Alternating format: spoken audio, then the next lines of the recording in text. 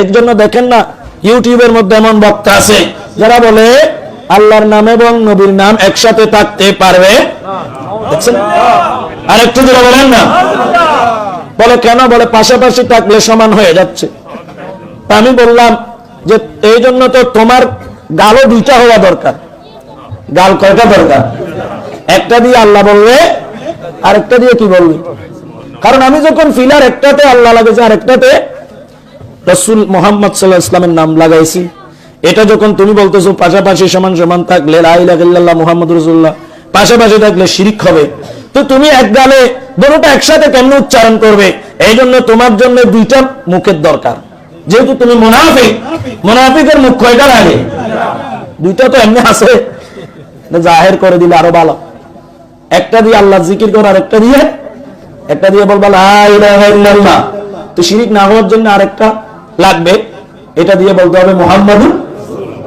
উচ্চ আওয়াজে বলেন না নাউজুবিল্লাহ। আরেকটু জোরে বলেন। এই ধরনের আছে কিনা বক্তা? আরেক বক্তা বলতেছে সবে কদর আল্লাহ আমার নবীকে দেখাইছে, কিন্তু আমার নবী ঘর থেকে বের হয়েছে, দুইজন সাহাবীর মধ্যে ঝগড়া লেগেছে, তাদের ঝগড়া চূড়াই দিতে গিয়ে আমার নবী সবে কদর কোন দিন ভুলে গেছে। একটু জোরে বলেন না। আরেকটু জোরে বলেন।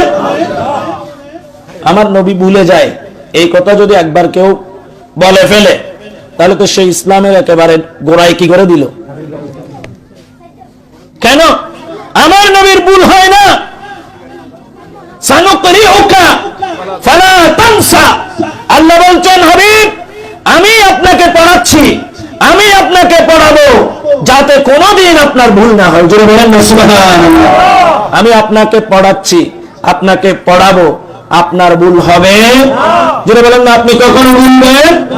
আল্লাহ বলছেন আমি আমার নবীকে পড়াইছি, পড়াবো, পড়াচ্ছি, আমার নবীর কোনো কি নাই, ভুল নাই। আর এই মৌলবী বলতেছে নবী ভুলে গেছেন সবে কদর কোন দিন। একটু জোরে বলেন না। আরেকটু জোরে বলেন। অথচ বুখারী শরীফের যে হাদিস পড়েছে সেখানে আছে মজহুরের সিগা। কি সিগা?